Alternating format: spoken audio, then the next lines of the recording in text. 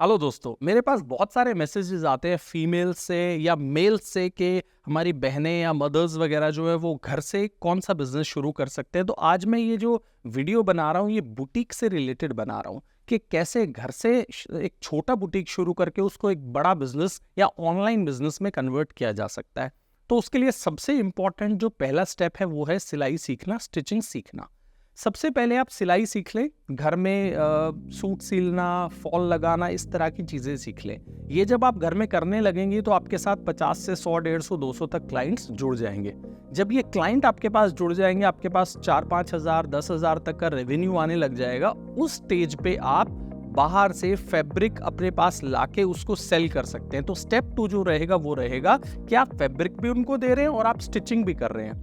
तो ये करके आपके पास और क्लाइंट्स जुड़ेंगे। 200, 250, 300 तक जब आपके पास क्लाइंट्स हो जाएंगे तो आप अपने बिजनेस को ऑनलाइन ले जाने के लिए ट्राई कर सकते हो, क्योंकि अब आप एक प्रोडक्ट भी बेच रहे हो। आप व्हाट्सएप ग्रुप्स बना सकते हो, ब्रॉडकास्ट ग्रुप बना सकते हो। इस स्टेज पे आप इंस्टाग्राम पेज भी बना सकते हो, जहां पे आप शुरू में अपने फोन से ही फोटो क्लिक करके उन पे पोस्ट कर सकते हैं और कुछ लोग आपके पास जुड़ना शुरू हो जाएंगे। ये होने के बाद आप क्या कर सकते हैं, किसी ब्रांड के आप रीसेलर भी बन सकते हैं। जैसे आप इंस्टाग्राम पे जाएंगे तो आप देखेंगे बहुत सारी कंपनीज, फैक्ट्रीज जो है वो रीसेलर्स ढूंढती है। तो रीसेलिंग का मतलब क्या होता है कि फॉर एग्जांपल जयपुर की एक फैक्ट्री है, उनके पास एक प्रोडक्ट है, वो आप अपने कस्टमर्स को फोटोज भेजें, उनसे ऑर्डर लें और फैक्ट्री डायरेक्ट उस कस्टमर के पास डिलीवर करेगी। इसको रीसेलिंग कॉन्सेप्ट कहते हैं। तो आप अपने घर पे सूट तो सील के कस्टमर को दे ही रहे थे, उसके साथ साथ आप रीसेलर बन के वहां से ऑर्डर्स भी ले सकते हैं। उससे क्या होगा कि आपके साथ और बहुत सारे लोग कनेक्ट होना शुरू हो जाएंगे।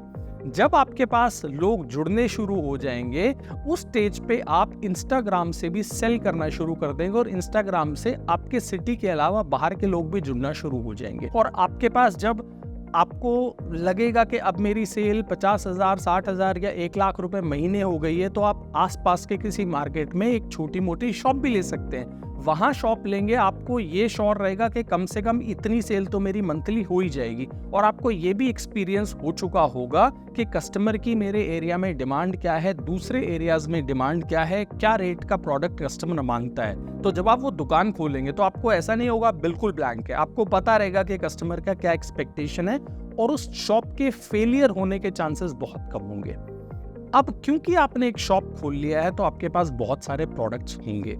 अब आप थोड़े से प्रोफेशनल फोटोशूट्स करवा के और अपने इंस्टाग्राम को थोड़ा सा और ज्यादा प्रोफेशनल करा सकते हैं। अब जब आपकी सेल इंस्टाग्राम से भी आने लग जाएगी, शॉप से भी आने लग जाएंगी, तो आप रीसेलर्स को आगे सामान बेच सकते हैं। वो स्टेज हो जाएगा जब प्रोडक्ट आपके पास है, आप अपने इंस्टाग्राम प्रोफाइल पे या फेसबुक से इनवाइट कर सकते हैं रीसेलर्स को कि आप आइए, हमसे जुड़िए, हम आपके कस्टमर्स को डायरेक्ट प्रोडक्ट भेजेंगे, क्योंकि अब आपकी शॉप में माल रखा हुआ है।